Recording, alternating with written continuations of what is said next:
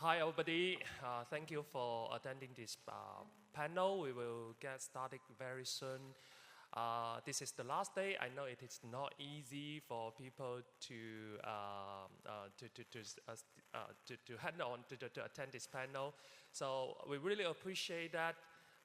If you guys can come and sit closer to the stage, then the panel moderator and also our panelists would not feel that lonely, at least for me. That's very important. So if you can do that, I really appreciate that. Thank you very much. And also, I think this will also support our student volunteer. They don't need to run around to pass the microphone in case you have any excellent questions to discuss. Thank you very much.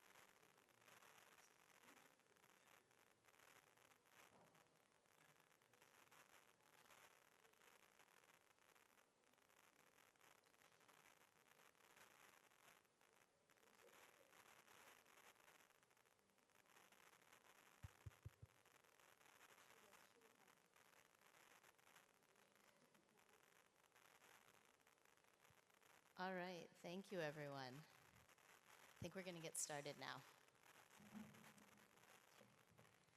Hi, everyone. Welcome. Thank you to the few, the strong, the many who are joining us here on Friday morning for what I think, and I know everyone else on the stage with me thinks, is actually a really important conversation.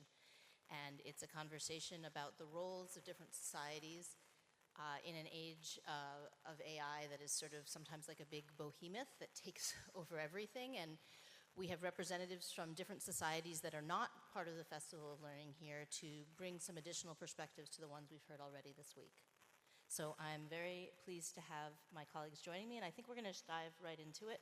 So I'm going to ask each of them to start off by introducing themselves and to give us a bit of common ground to explain a little bit the society that they're representing and what it's fundamentally organized around in terms of core purposes, commitments, and then we'll get into a little bit later about how AI is playing a role.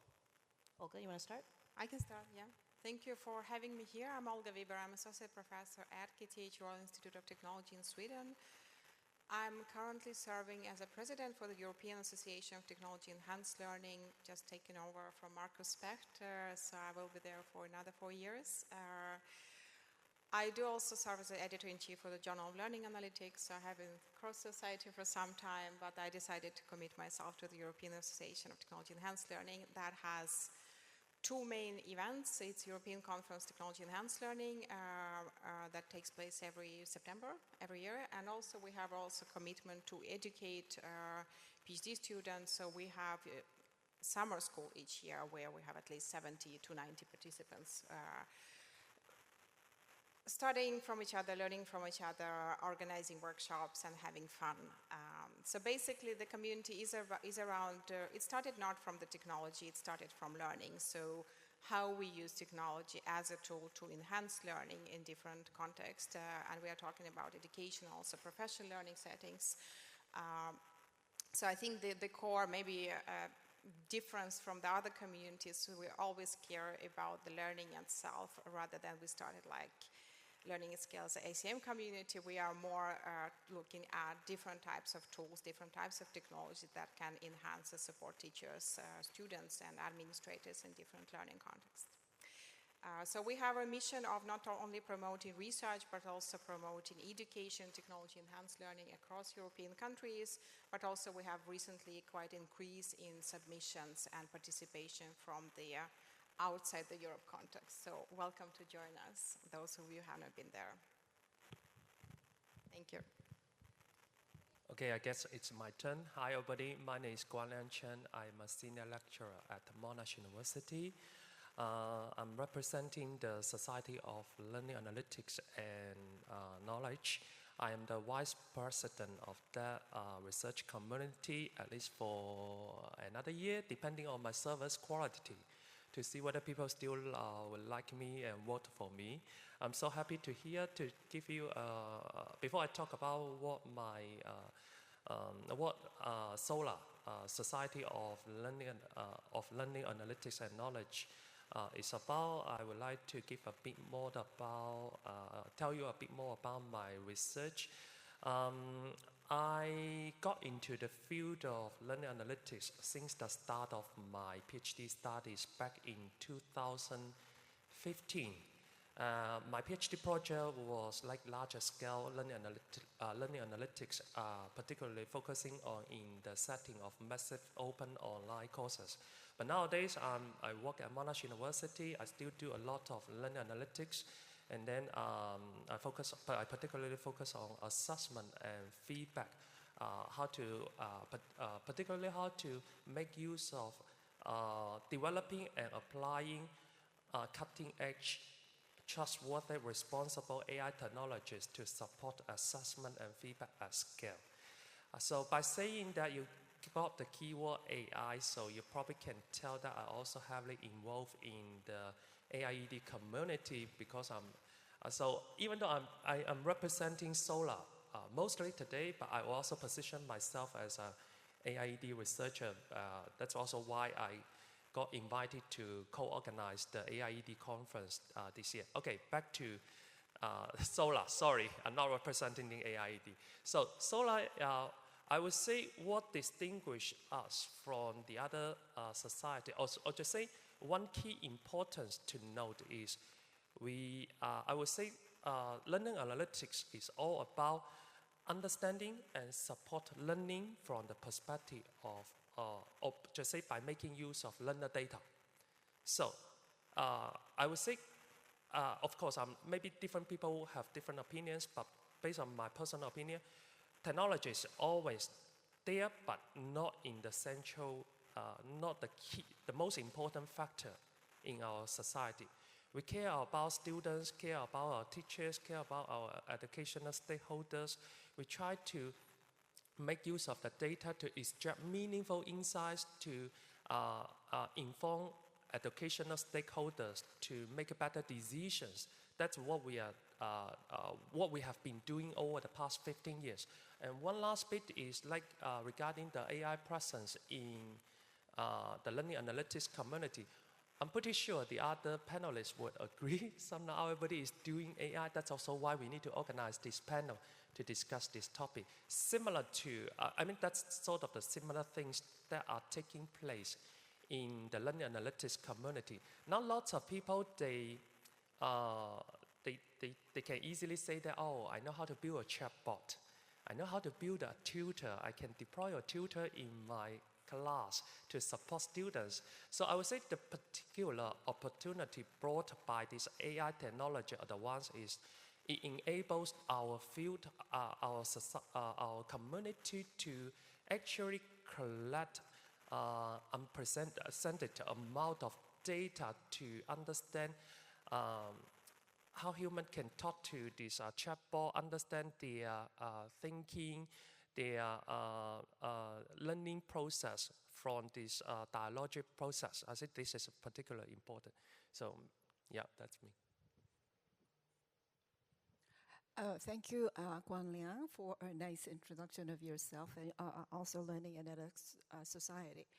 Hi, my name is Heisawn Jeong. I'm from Hallym University, which is in Korea. I guess I'm the only panelist who is actually based in Korea. I'm here to represent ISLS, International Society of the Learning Sciences. As with other societies, ISLS is deeply interested in understanding learning. But the way that that characterizes ILSS is that perhaps one thing is how we view learning. So we view learning as social and also situated and mediated by tools, and we also emphasize design a lot. It could be a subtle distinction, but which also took me some time to understand the distinction. But it's the same phenomena like learning. Students change and they acquire knowledge or solve problems better than before. But how we view that learning is very critical. Learning sciences field bring in lots of different theories and try to understand what it really means to learn, and beyond changes in the final scores. And we also emphasize that the nature of learning is such that it's not a fixed or abstract entity, but it's something that's manifested in different ways across different situations and cultural contexts. So we pay more attention to understanding those nuances of learning throughout different contexts. Of course, technology has been very important in learning sciences and CSL community as well. And we have been developing a lot of technologies to assist student learning or teachers in the classroom. And the focus is not just building the technology per se, but making sure that the technology really helps learning and used effectively by the teachers to produce the kind of outcomes that we'd like to see. And so sometimes focusing on such subtleties means that we need to pay attention to the details of the situation a lot. So we tend to use a lot of different methodologies, not just quantitative methodologies, but also qualitative methodologies, and try to interpret the subtle meaning that students acquire in the classrooms, or the interactions between students and teachers, and also among students. So I guess by that I'll just wrap up here, and I'm sure I will have more chance to talk about what ISLS research is about. Okay. All right, well, thank you, Heisawn, Guanliang, and Olga. And I didn't notice till just now, but we've got all the continents represented here, which is good. I'm going to take a second to introduce myself, and then we'll get back to the rest of the questions we planned, but I think there's a lot really interesting in what you've already said already. So I'm Alyssa Wise, Vanderbilt University. I am a longstanding member in the learning sciences and learning analytics community. I've been to ECTEL a few times. I've been to AIED a few times, so I guess I might have some interesting perspectives to share.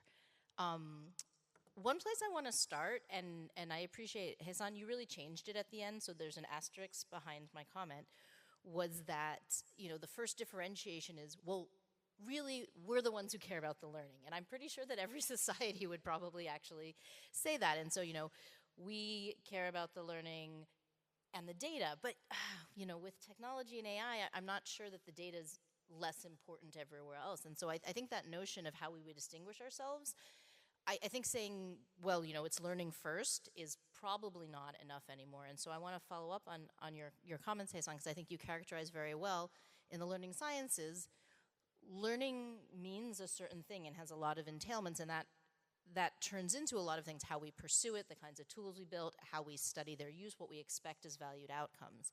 And so I'm going to take your comments and sort of bring them back to the other panelists and say, do you think that there is a specific version or versions of learning within your society, either sort of formally defined or de facto has become important, that guides the work? And if so, what are the implications of that? Yes, you don't have to answer, you already did. Thank you for the question. I think you're right, we overlap a lot in terms of we want to support learning, of course, but I think for our society, it's not the technology, it's about what kind of gaps we are trying to address with the help of designing new, technology-enhanced learning, whether it's VR, AR, AI solutions. So I think importantly to see are we really designing, are we doing something that is needed to be addressed, right? Not just for the research point of view, but for something that can make an impact. So I think not the difference, but I think what should be kind of highlighted in the community contribution is we want to bring the impact into the schools, into the higher education, to see how we can, with this type of technology we are designing, we are testing, we're evaluating, try to address the, let's say, existing problems, say literacy decline, or, I don't know, overlines with large language models and all of these. So, yeah. Okay, I'm gonna dig into this a little more with you, because my first response was, well, all communities care about impact. But what I hear you saying is that beyond that, you're saying there's an aspect of the work in your community that is sort of practice-driven. Okay, so that's an interesting distinction. Correct. We don't have someone from AIED up here representing on the panel, but at some point, I know there's plenty of people in the audience. If people want to respond, I would be curious to see if that feels like a real distinction or not. Was that a hand? No. You can't volunteer somebody else. Doesn't work that way. Okay. All right. Okay. Go ahead. Maybe I can also provide my response on this. I'm not sure. But I'm not sure this is directly addressed the comment or the question that both of you made. So when we all claim that learning comes first, of course, we all say that. But we also acknowledge that technology is always a key component in this process. And we also to play lots of emphasis on this part. So let me be a bit more elaborative on this part. So we all know Gen AI is not perfect. So technology is not perfect, not particularly Gen AI. So for example, people are nagging about like the Gen AI can hallucinate. This is like a sort of like a well-known problem to everybody. But even in addition to Gen AI is hallucinating, according to recent research studies from the computer science domain or those NLP domain, they also demonstrated that large language models, sometimes they display the tendency to show sycophancy. So like their tendency to please people, to say something good, to entertain people. So think about the scenario like if we deploy a AI tutor in practice for students to make use. But always the tutor say, oh, you have done an amazing job. You're excellent. You are terrific. Over time, students will probably develop misconception regarding their actual performance, their actual learning. So what I'm trying to say here is, of course, if we ask some AIED representatives, some AIED researchers, I'm pretty sure they also care about learning, but they will probably place more emphasis on building more reliable AI technologies for education. So this sycophancy is one example that I would like to point out. Like as an example, like how can we? There is much more we can do to enhance the technology.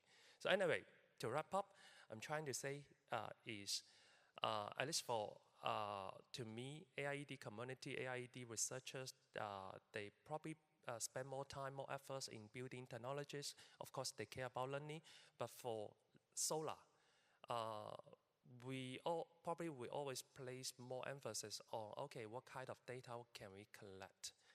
What kind of insights can we extract from the data, including scenarios like human AI interaction, etc. So then how can we make use of those insights to support practices? Back to the point that sort of circle back to the comments made by Olga. So, yeah. All right. Do you want to respond to Heisawn or no? I just want to comment that I said what I said about ISLS as a way to introduce ISLS and perhaps a little distinguished from other societies. But then I also want to emphasize that we all share our same research focus, which is learning and technology. And I think that's why we have this event, right? We have this Festival of Learning event, and we have this panel discussions. But there are, for historical reasons and for other reasons, there has been differences across different societies. I mean, we converge in a sense so that the question that that this panel raises, that we might all turning into AIED researchers, but at the same time, I think the historical and the still current, those differences are meaningful because learning is a very complex phenomenon. It's not just understanding what's happening in one student, but how that students interact with others, teachers, school system, histories and cultures, plus all this technology such as AI. It's a huge, really complex problem, and I think it needs a lot of different focuses and approaches. And different society each stand in a way to how we approach this problem and where, which part of the problem will focus. And I think we need to preserve preserve the differences to some extent, although we can always merge together. And I think that as AI develops further, it will bring new tensions or new configurations of research so that we might regroup or new societies could emerge as well. Okay. So there's a positive version coming out of everything that everyone's saying, which is, okay, you know, in learning analytics, we focus on the data. You're sort of saying maybe in AIED, we're focusing on designing and building technologies. In learning sciences, maybe we're focusing on designing learning environments. So we're all looking at the same systems and problems, but we're kind of coming at it from a different angle. But I want to challenge that, because if you go to the conferences, it doesn't feel like different aspects of the same problem. You're seeing really different bodies of work. And so I'm wondering right here, right now, for each of your societies, learning analytics in your case, for this panel, what do you see as the research questions that feel most pressing, particularly those that feel newly urgent in relation to AI, and maybe some long-standing ones that should not be eclipsed? And you know, if there's some that you do think are no longer relevant, that's okay too. Whoever wants to. Let's see. I have to. Well, there are several issues that I feel pressing. This may not be shared by everyone in the learning sciences, but especially like in the public, but to some extent, there are some researchers who views AI or treat AI as a replacement of learning rather than a substitute. And I see a real danger in how they approach or promote AI in education or in classroom, because for me, like, AI is a tool, and the goal of using AI in education is fundamentally to enhance students' potentials.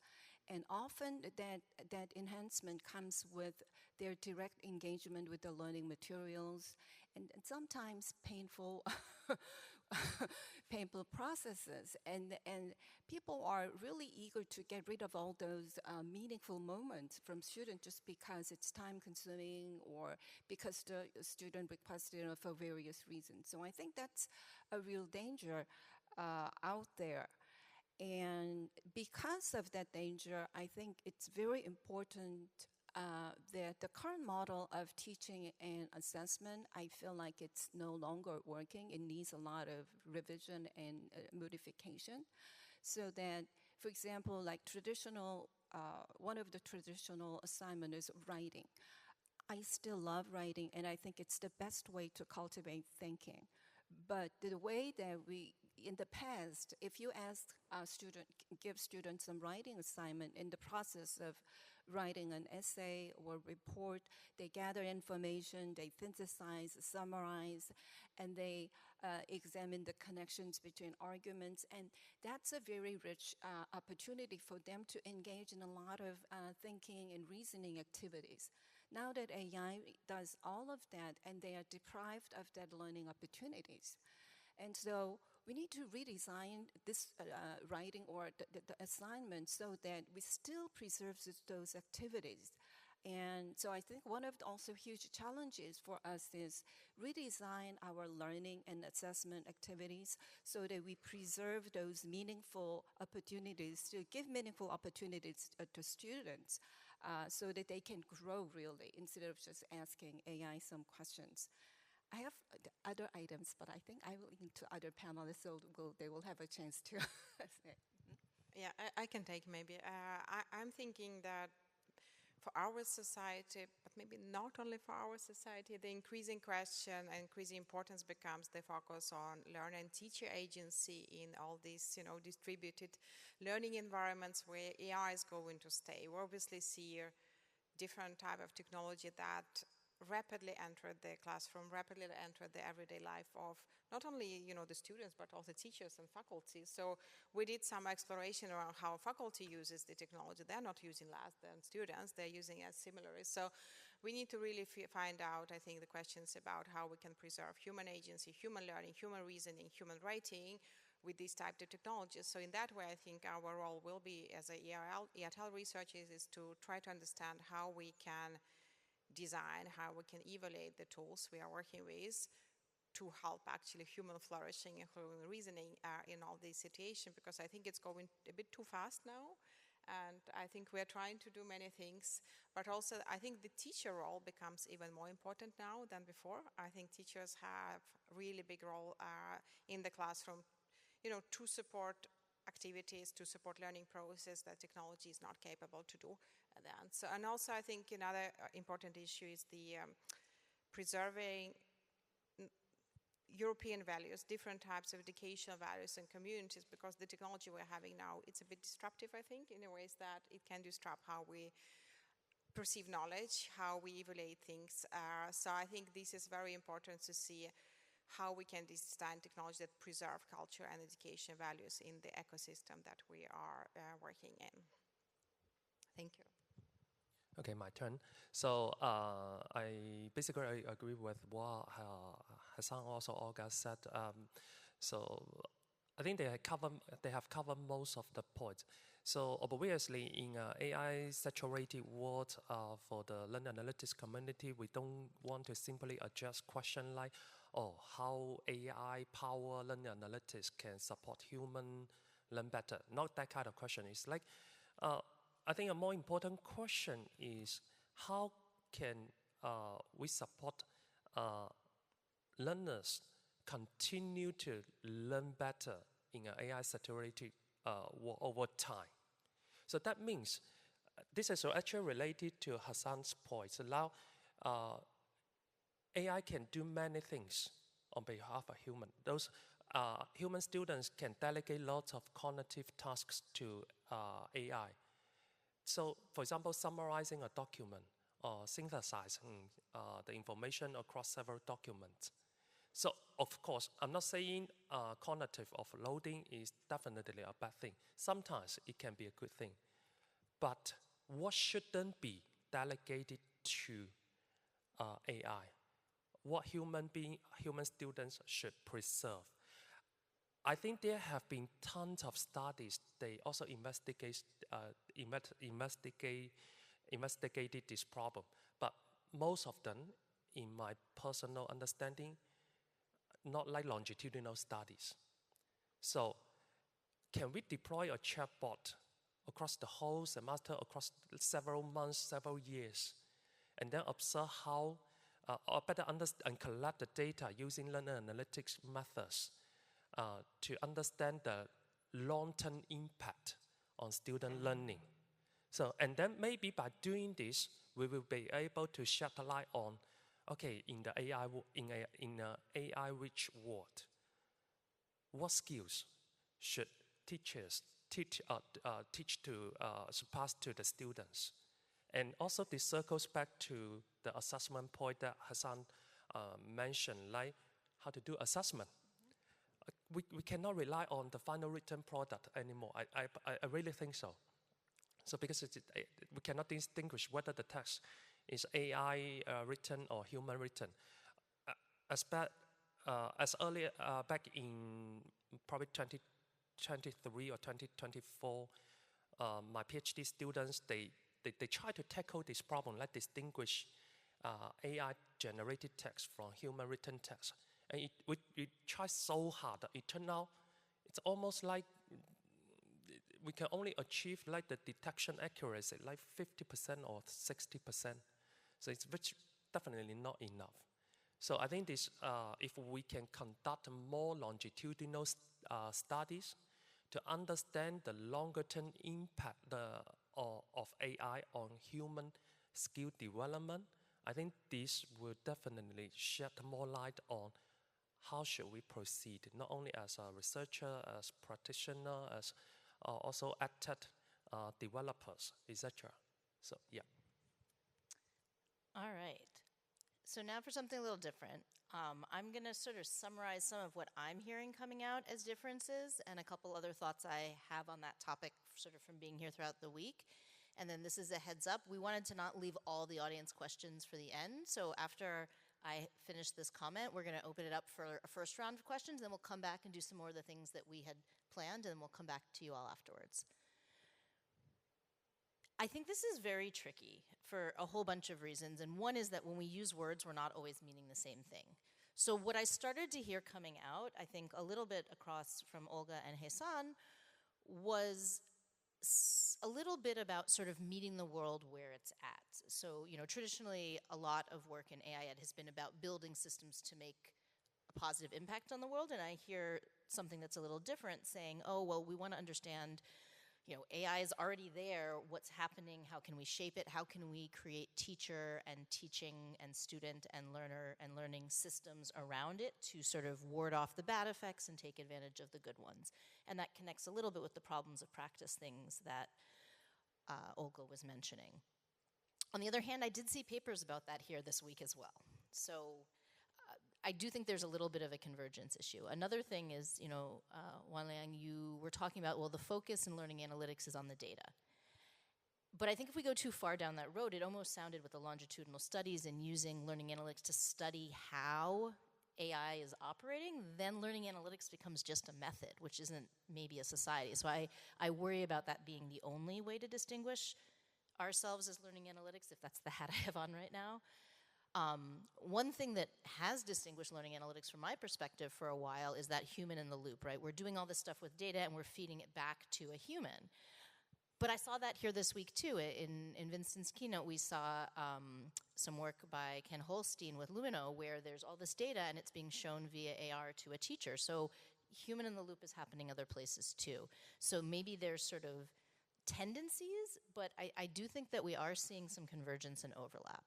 And then the last thing I wanted to flag is, you know, we wrote the name of the cheeky name of the panel, Are We All AIED Researchers Now? You can read that in two ways. And the way we meant was, are we all AIED researchers as in AIED, the community and the conference?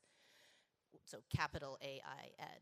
On the other hand, there's the notion of are we all AI and education researchers now, lowercase, which is, I think there's important differences there, and I'm not going to necessarily try to claim to pinpoint them right now, but there's something different than all of AI in education to what this community has traditionally, and maybe it's moving some now, really focused on.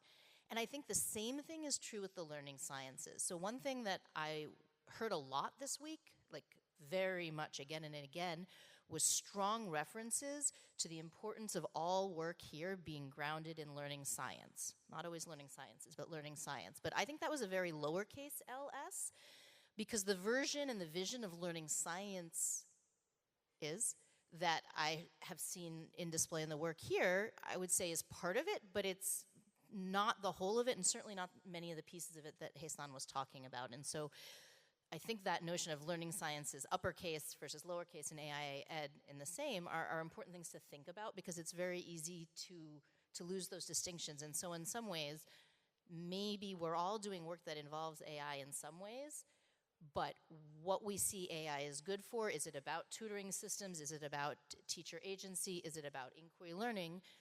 Those could be very different. So I'll stop there and see if anyone in the audience has questions or even just comments. If you do, raise your hand. We've got runners, I think.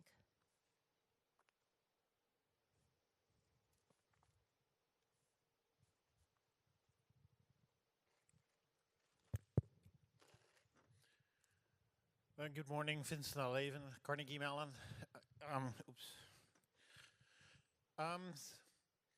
Well, a few thoughts. I would like to add one important problem to the three that were mentioned, like sort of making sure AI helps students and that they use it in productive ways, I think is important. Teacher agency is very important. Longitudinal data, also very important. But I think equity is also a real pressing problem that, and again, I would think this cuts across the societies. It doesn't sharply distinguish the societies. Yeah, and I wonder, like my take on what distinguishes the societies is maybe not so much the problems that we want to address. I feel like there is a lot of overlap, but maybe more the theories and methods that we bring to bear on those problems, and perhaps whether we assume from the start that technology will be part of the solution or not. So maybe a thought could be like, is that worth exploring in this discussion? Like, what are there strong differences in the level of theory? I think, Alyssa, you were already moving in that direction with your comment, and perhaps methods. I do think we use different methods, for example. We're going to take a couple more questions, but that is actually the next question on the panel, so we are going to get into that in quite a bit of depth. Thank you. Actually, it's not a question, so if there are any questions, I can just wait. Well, my name is Eleni Kiza. I'm from the Cyprus University of Technology. I've been involved with ISLS mostly and early in Europe for a while now. Thank you for this lovely panel. I think it's very timely, and I wish that it happened earlier as well so that we could have more conversations about it. So just some thoughts and reflections is that I'm hearing everybody talking about learning, but I really think that how each society is approaching learning is very, very different. So in principle, yes, we all care about the learners, but when I go to presentations, I actually see something very different. I see different emphasis. And if I may use this phrase, it's like I think the devil is in the details. So how we approach and what we talk about is really different. And for me, maybe going forward, what is most interesting is not just what differentiates us, but what could actually unite us and how we could work towards that. For example, there are some grand challenges. You already mentioned that about higher education, for example, or even secondary education. Like the outcome, you cannot trust the outcome anymore because of how we use technology. So what do we do about it, and how can we work together, societies, to address those issues really deeply? I think that's my concern at this moment. Thank you. I think we've got one more back there.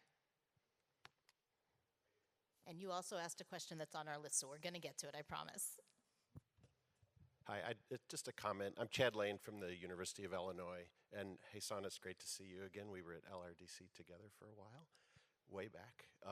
So I just want to kind of make a plea for good old-fashioned AI. One of the things that drew me to the field of AIED was computational models of thinking and learning. And when you're forced to build a computational model, it forces you to confront the real details of what is going on in a learner's mind. And it can turn into a great tutoring system, but it can also turn into discoveries about how people learn and how they deal with complexity during learning. And I think, so one of the things that I'm concerned about is losing the magic of a cognitively feasible model that helps us really understand what's going on. If we all kind of give in and let an LLM play the role of an expert model in some kind of AI and ed system, we've lost a great deal there in terms of how we understand what's going on.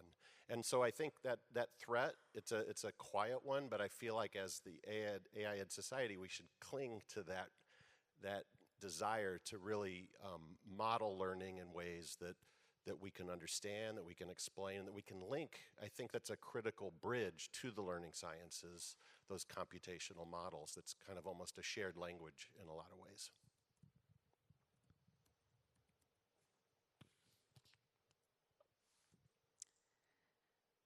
All right, I'm going to just make a quick response to what you were mentioning, Chad, because at the Learning Sciences, we actually had, I think that there's a newfound interest in computational modeling at the moment. So I think that's a really good point. And just to say that, especially in CSCL, there's a lot of interest both in traditional ways, but also how can some of the embedding spaces, some of the actual actual models behind Gen AI, right? Not the chatbot, but some of what's going on in the back end. Are there ways that we might be able to use that and dig into that as a possible other attack plan? I think I want to go. I mentioned that people had asked questions we're going to get to, so I'm going to go back to where Vincent had taken us, which is, are there maybe that we all care about learning and the problem, but are there different theories we're bringing to bear? Are there different methods? Are there things we see as sort of privileged outcomes? And so, what does that look like in each of your society? And you could think of it as sort of what is the best uses to AI, whether it's Gen AI or good old-fashioned AI, that could be put, and how would you look at it? What do you think is distinctive and exciting there? And are there sort of methods and theories that you want to bring to the forefront for the audience? Okay, I guess I will start. I think I do agree with Vincent about the different methodological approaches, at least for the European Association of Technology Enhanced Learning. It's quite a mixed method approach to how people approach to look at the problems. We are not doing cognitive modeling. The first thing we are doing, there are some few studies popping up here and there. But I think we have seen a number of, let's say, intervention studies. It's strongly theory-grounded research in the community and the studies we are having there. It's different from, let's say, learning at scale, ICLS, in terms of how people approach learning. So one of the questions, particularly, I would say in most of the studies we are reviewing and accepting, is about the learning outcomes. So we try to measure learning outcomes in one way or another. Explorative studies also prevail, I think, a lot. I've seen less HCI research in this type of community, at least. I think we're getting there on the core design, but I don't think we have as strong a focus as, for example, Kai on the design kind of approaches into that. But I guess it will come a little bit more with all these AI solutions, current ones. And the next question was about, you had another point for, it was the Vincent question, right? Methods and theory. Yeah, I think, I can pass. And I'm feeling, I have similar feelings for the learning analytics community. We also place strong emphasis on theories.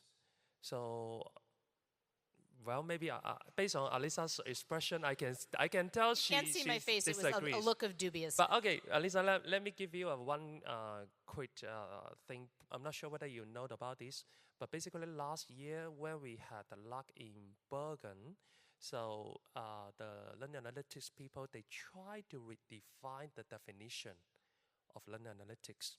And even though I personally think the old definition of learning analytics and the new definition of learning analytics, they are, okay, maybe this is not a good way, but this is my true personal feeling. They're like 90% similar. But the two key difference, if we compare that two versions of the definition, is one, in the new definition, we explicitly mention that it should be theory informed. The data analysis or the insights, it should be theory informed. So maybe in the past, I mean, there were certain learning analytics researchers, they didn't place equal emphasis on this part. But this is something I would say the whole community is placing more and more emphasis. The second, the difference is we place more emphasis on actionability. So we stress on that. The data-driven insights should inform actions. So that's what we did last year. Okay, I quickly finish the rest of my answer to the. You want to Can I have you pause? Because I want to dig into the theory piece. And so I want to explain my face, which hopefully was not on camera. My face wasn't that people in learning analytics don't think theory is important and don't talk about it. But I think, this is being recorded, but I will say it anyway. I think what we see a lot of is people thinking theory is important, taking a theory off the shelf and applying it in ways that are not necessarily always fully. It's a lot about operationalization of existing theory. It's not necessarily going as deep. So I do think theory is there, but as someone who's tried to publish issues in JLA on learning analytics and theory, I think that the depth of it has not always been there. and thinking about theory, I think that might be, I think we're in danger if, the devil's in the details. We're in danger if we're trying to say the difference is theory, because I'm pretty sure all researchers want to say they're drawing on theory. But I think the theories that I have seen here are a certain set. And I think you see some of those same ones at Learning Sciences, but you also see some different ones that you don't see here. And particularly some of the things around the sociocultural, some of the stuff that's coming from a pretty different epistemological stance that is softer and difficult and more hard to measure, and I'm not sure how you would build a tutoring system for it. Maybe that's not the right approach. And so I think if we start to think about what are the theories, then maybe we start to get somewhere. I also like to provide like a follow-up comment on what Alyssa said. Disagree and also agree. The disagree part is actually my collaborator, Dragan Gasavich. So I think he, my terrible memory. Anyway, he wrote a paper back in 2015 to define the, so like what's important in the field of learning analytics. There are three key, like a backstone. So it's a cornerstone, sorry. Cornerstone. One is like theory. Second is design. Third is data. So what I'm trying, when I said disagree, is like if we are talking about how the field is conceptualized, defined, theories is just.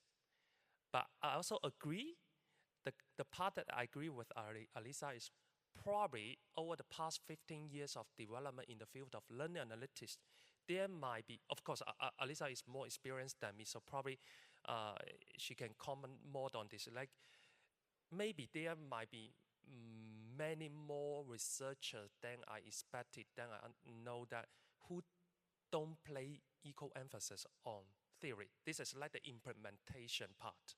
So this might be true. So that's why I said, like, disagree and agree. But I think that's where maybe some of the opportunities to have different societies, because if you're an expert in learning analytics, you're already dealing with all of these complicated analytic things, you're looking at data streams, you're thinking about operationalization. Maybe it's not fair to expect them, us, them, whoever we're talking about, to always also be deep experts in theory, but maybe that's where a collaboration with the learning sciences could happen, for example. So this conversation brings me an old memory. Hi, Chad. Like it's going back to my grad student years. So I was trained as a cognitive psychologist. And at that time, my orientation was probably shared by a lot of computer scientists and so on. But there was this debate between social cultural perspective, and there's this well-known paper at that time between, so Jim Greener was debating with John Anderson. I think they also published a paper. And at that time, as I was reading the debate and also reading the paper and also listening to their argument, I was thinking, they keep talking about social cultural perspective, for example, keep talking about context, right? I felt like we already, cognitive perspective, already studies context, right? We study how the context of variables that's related to context. And so I didn't understand why Jim Greener was accusing us not understanding the difference, right? So we were looking at the same problem, right? But even though, we study, it feels like we're studying even the same problem. It's not that we're just studying the individual student, but it takes me years to understand what Jim Greener was arguing about. And so I want to say that it's not really easy to see the differences, especially when it's rooted in different epistemology. It's really difficult to see, even though on the surface it looks like we're talking about doing the same thing, but we could be bringing very different perspective. And that different, it could be epistemological or theoretical. It brings up our eyes to different aspects of the phenomenon, or the way we frame it is also gets changed because of that. So I think those are very meaningful differences and also meaningful things that those social cultural perspectives can bring to understand learning. So it's there, but just we need to find a productive way of using and cultivating those differences to achieve a better understanding of learning. Although I don't know whether those deep epistemological differences can be like melded. Yeah, I don't think we necessarily want them to be resolved. Right, I think right. something is like, how can they coexist in conversation? Because, yeah, I agree, they're not going to become one thing, but Right. maybe we don't need or want them to. Right. One thing, though, I think promising use of AI is that I've been using a lot of content analysis in my research, and it has been coding a lot of text data, and it has been always painful, very painful to go through each text line by line, code them. When I changed the coding scheme, I have to redo it. It took years to finish one project. So when I saw LLM, and I was really thinking, can I use this to analyze qualitative data? And I'm exploring that, and I'm finding out that a lot of people are actually doing that exploration. So they're trying to apply AI to code various sorts of data. So far, the reliability varies. It depends on the coding category. And I think we might see more and more social cultural researchers using AI as an analysis tool, I think, yeah. Can I add something? Yeah. I was thinking a bit when we were talking. So I think the problems that community will solve or try to solve will be the same, right? But the theory will play a role how we solve these problems. So let's say focus on human agency. I believe from ERTL point of view, we will focus a lot on social, cultural, self-regulated, self-determination. We have a number of strong education psychologists in the community. It will be different, I would say, from the Solar would do, maybe. They will look at the data, okay, how we can extract data for all these interactions. So I think the starting points will be different a little bit, and the types of theories people feel comfortable with, I think, originally will also guide them how they exploit, and maybe we will find some new theories if we need them at the end. But maybe, we need to also think how this type of new AI interaction research will maybe change some theoretical understanding of self-regulation or self-determination. Maybe there are some other aspects of construct that becomes even more important in this type of interaction or in this type of, I would say, AI layer that is coming in different situations. Yeah, thanks. Thanks. I think there's a lot of interesting things to think about coming out of there. I want to make one closing comment on this and then turn to the question that Elena raised earlier about maybe not thinking so much about the differences between the societies, but thinking about where are points of overlap, especially in this broader scheme, this broader world in which AI is entering education. So the closing comment I just wanted to make is we had a question about agency that we're going to skip because we don't have time to dig into it, but in comment to the point about equity, I think it's very interesting to bring that up because that is huge in the learning sciences. I mean, I'd say it's a big presence. But again, I wonder if we're talking about the same thing. And I'm just thinking about, what I've seen in some of the things that you presented on equity is looking at, how do we make sure we get the same kinds of math outcomes across students, which I think is important, closing those gaps. But when we talk about equity in learning sciences, there's strong pieces about identity and self-efficacy and, meeting people where their traditional cultural knowledge is at, and it's equity, but it's a really different version of it, just as another example of how we care about the same things in different ways. So I want to turn to the world around us, right? So, we've got 1,000 people here this week. We had 1,000 people at Learning Sciences a couple weeks ago, but we are a small drop in the world of everything that's happening in lowercase AI in education right now. And I'm wondering what we think about what do our societies have as responsibilities, either individually or collectively, to try and shape AI's role in education. Because I do think there's a moment of crisis where we can talk about differences between societies and we can keep doing our work. And, while we're doing that in our bubble, in the meantime, companies are rolling out and having huge impact, whether good or bad, in schools left and right. And so I think the notion of how do we make ourselves relevant and important to that is really critical. And so what should we be doing, again, individually or separately, in relation to schools, universities, funders, ed tech companies, big tech, broader public? Is there a role for collective action? We have AIED, which is a society of societies. Should we be coming together? And if so, what do we do? I mean, I think public statements are not really going to have a big impact. So I think it's a very hard problem, but I would love to hear your thoughts.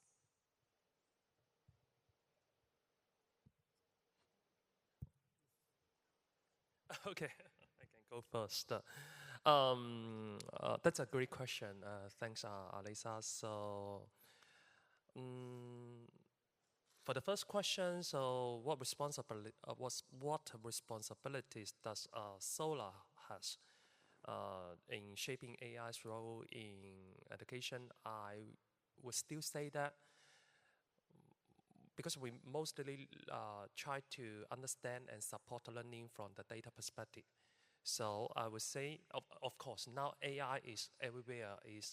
AI can be treated as like a learning partner, can be used as like a personal tutor, teacher to guide student learning whenever they want.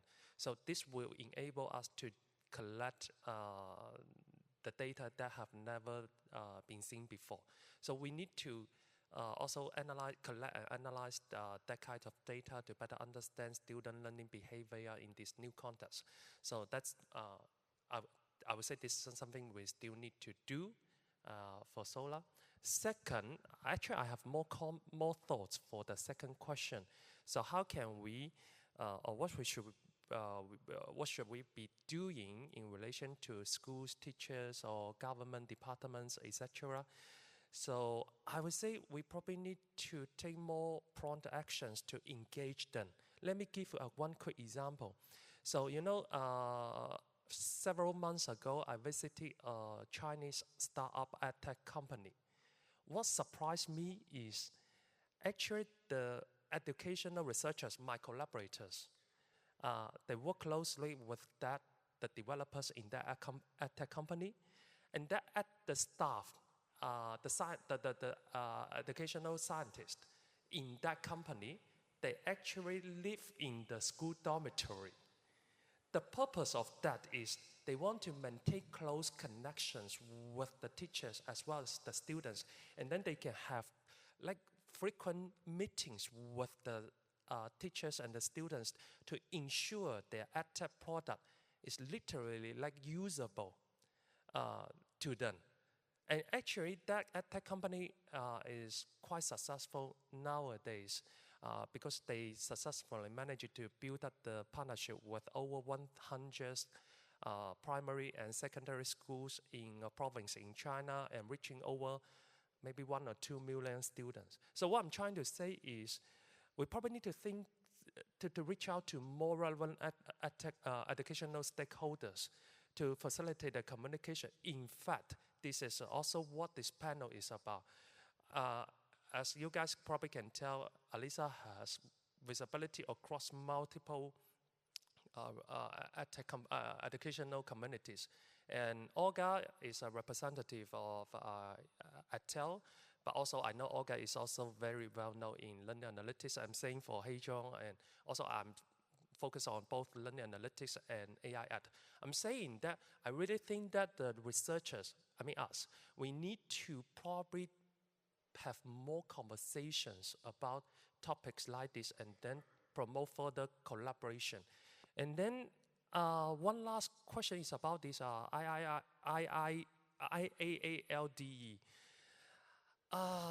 That's also a good question, but I'm afraid, to be honest, I'm afraid I don't have much opinion about that.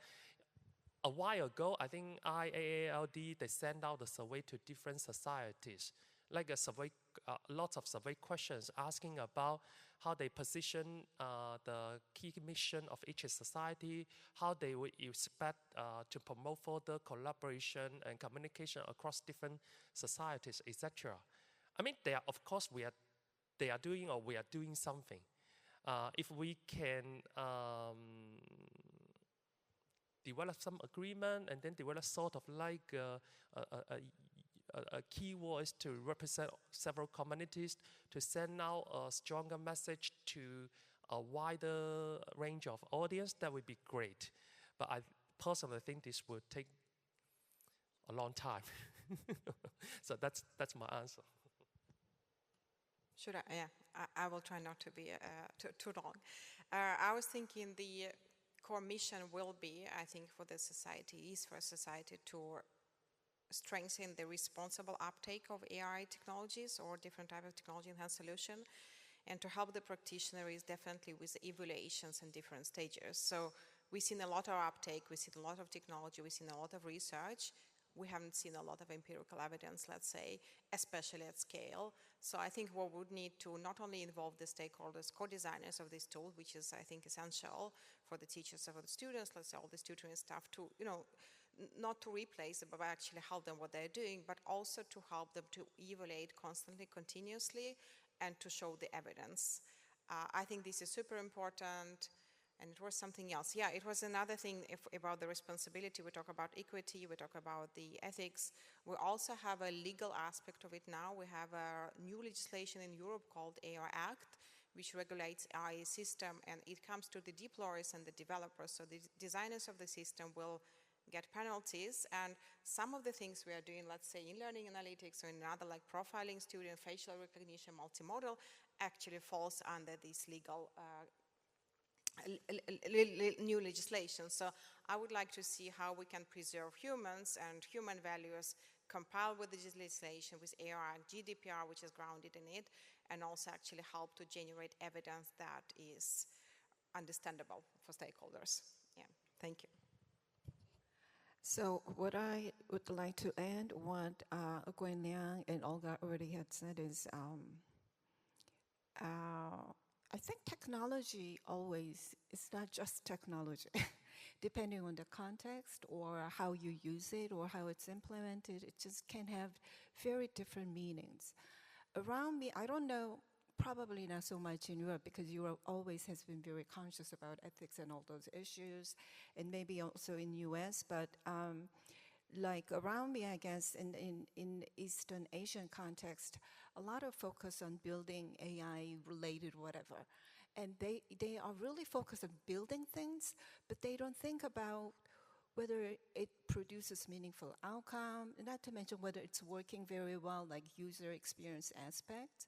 So I think one of the big concerns that I think that we can all share and tell our stakeholders in the society is that it's not something separate that you can build and it has a magic that to magically change everything. But it is something that you usually need to appropriate students and teachers both, and that also you need to consider the context of the technology that's implemented. My school, for example, rushed to develop some AI tutor system 2 years ago, and it was a big failure. So it tried to do all the new technology like RAG techniques and so on, but one of the big reasons that it failed is that nobody really adopted it from the school. And if you listen to the professors, there are various reasons for why they didn't use it, or they started using it, but they stopped using it. So I think we need to pay attention to those contextual factors to really AI make an impact if it gonna make really fulfill all the promises that it currently promises to. So this is one thing. So I think we need to alert the general public, stakeholders, and also other researchers. We need to think about those issues. And another issue, I think, is that we need to provide a more sophisticated framing about how we will see this AI's role in education. One concern, for example, I raised earlier that people see AI as somebody who does this complicated work for me, right? Just treats AI that way. That's one concern. But another concern that I'd like to raise is that often when people talk about policy, AI-related school policy, I see that people treat teachers' use of AI and students' use of AI equally. I think they are not the same. Even though they're writing something, the meaning of writing is different for students and teachers. For teachers, it could be to fulfill a task that they need to do in the process of teaching. But for student, in the process of the writing the process of really matters. I mean, the outcome is important because that's how we assess their development, but whether they really engaged in collecting information, synthesizing information, all that is important, so that I think that cannot be skipped, for example. So they need to really do those processes themselves until they're good at it. Once they're good at it, I think it may be okay for them to delegate that, but they cannot delegate something if they delegate something to AI before they learn, I think no learning, right? So I think we need to communicate these concerns to the general public more often, and also not just frequency, but in a more convincing way, because there's a lot of different ideas out there, and it's really confusing to like which is correct, or how this one kind of argument aligns with others. It can be really confusing to the public. So I think we need to make more, refine our messages more clearly and find a way to communicate our concerns and also the promises of AI to the general public and stakeholders. All right, we have just a little bit of time, so we're going to do what I'm going to call a lightning round, which means quick and short answers. We're going to go to the driving question of the panel. Are we all AI ed researchers now? How would you answer yes and no?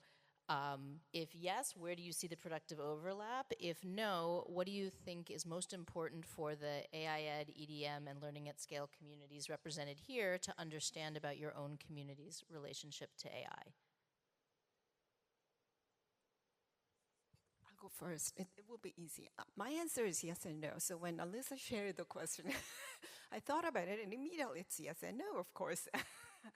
But I guess you already kind of alluded to this issue earlier when you bring out those capital letter AI in ed and small case. I think in a way we're all AIED researchers, the lowercase, right? In a way, because AI is such a huge presence, and I guess it will be continue to be for some time. So we will be all talking about AI for some time. So in that sense, we are all interested in AI. But then, as I mentioned earlier, these different societies represent different intellectual heritages, or how we phrase the problem, or the kind of methodology we bring in to understand the problem. And I think they need to be preserved. It's a way to enrich our understanding. And so we need to preserve our different heritage and different uniqueness. And that will help us to achieve a more nuanced understanding of what learning means and how AI can, what kind of role AI can play role in that process. Okay, I can be the next. My answer will also be short. So similar to Heisawn, no, I don't think we are all AIED researchers now.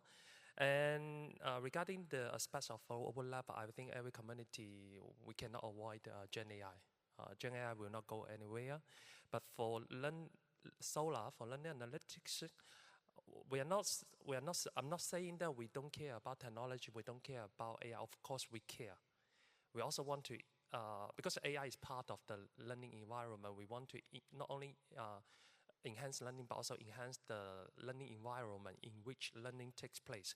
But a key step for the Solar community, in my personal opinion, is we need to understand the learning process better before telling how to proceed. So we need the insights. So that's my answer. Even shorter one. My answer is no, I think we don't. I think colleagues will associate themselves as a learning scientist or HCI researchers or education psychologists who are doing related studies on AI or non-AI other tools. So I would say the core identity will belong to the disciplines where people originate, but they will increasingly do more AI-related research. And I think this is it.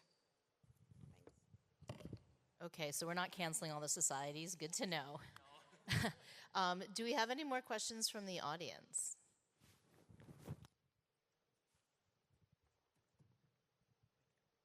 Hi, my name's Steve. I'm from Metro State University in Colorado in the US. So some of my work, and I'm relatively new, well, I'm really new to learning research and educational research in general, but my work right now relates to equity. So I'm at a minority serving institution, and one of the big challenges really is in building this intrinsic motivation. So I really enjoyed Chad's talk the other day about, the game approach, kind of interest-driven learning.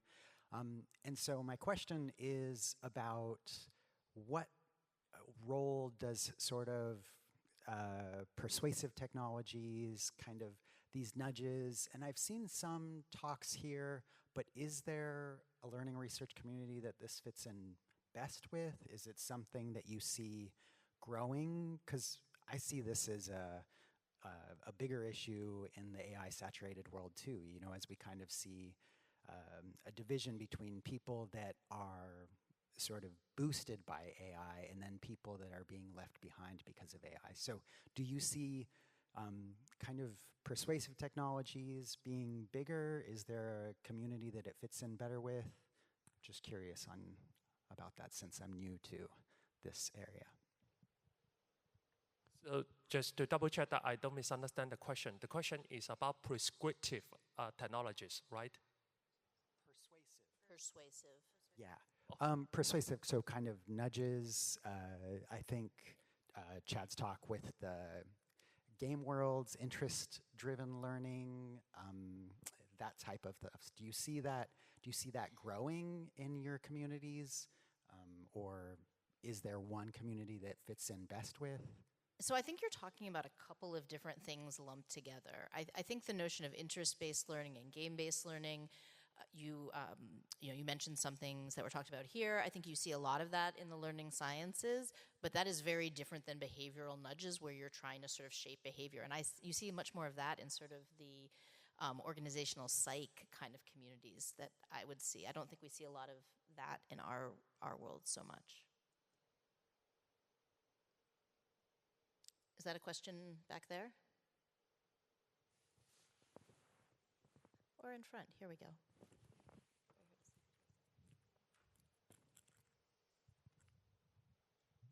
Yeah, hello, I'm Donnie from Carnegie Mellon University, a PhD student. So my question is about, so we have some agreement that there are unique role for people, a human, so which LLM should not do, like human agency or other stuff. But my question is, what is it came from and what is it? So, so there could be several reasons, like in philosophical decisions that we should maintain some kind of human agency. If then, what is exactly we should keep from? And in a practical manner, like LLM have some kind of psychopathy or hallucinations, then if it overcomes its limitation, then can we rely on AI instead of human? Because I'm keep learning about this psychology. So I don't trust human rationality in a postmodern sense. So yeah, I'm curious about the role of human in education. Mm-hmm. So I think all societies still think there should be some humans involved. I think we're probably on the same page for that one. I think the question as to what you can delegate to AI and what you cannot is a complicated one, and I think the societies might answer it quite differently. I also want to be careful because it's very easy even here to go from we're talking about AI to we're talking about LLM chatbots. And LLM chatbots are not all of AI. LLMs are not all of AI. And so what do we rely on to do what? That's exactly what each society probably has a little bit of a different take on, is sort of where are the advantages that we can work towards. If you have things you guys want to add. All right. One final question.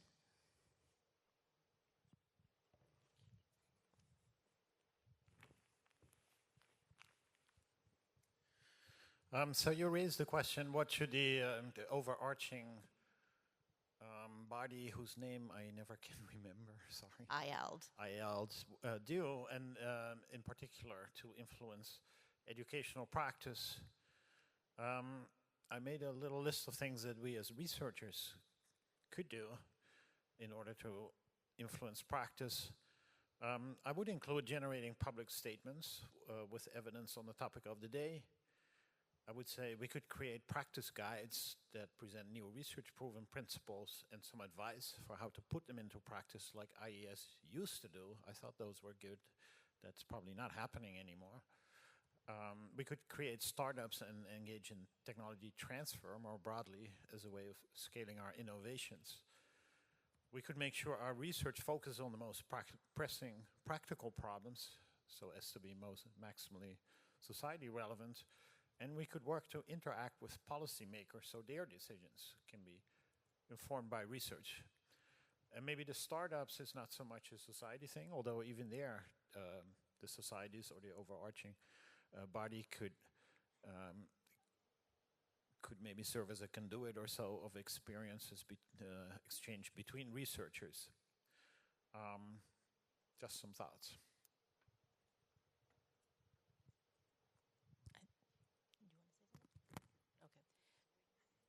Right, so we were all picking up our microphones to agree, which I'll say for all of us. I will make an asterisk that whole notion of startups is something we're exploring a lot at Vanderbilt, and we have the Live Learning Innovation Incubator that's trying to bring together faculty members, either creating startups or partnering with social entrepreneurs to do it. So if people are interested, you can reach out. It's very exciting, and it's also hard, not instant gratification, but I think that notion of industry, which we've seen more present here than at the other conferences, to me is something we need to not shy away from. And I think the other things, just to restate, public statements, practice guides, focusing on pressing problems and interacting with policymakers is a great place to think about where some of our synergies could come together. I think on that, we will say thank you to our panelists, our audience, especially those who are willing to come up and sit with us, and thank you very much. Thank you all.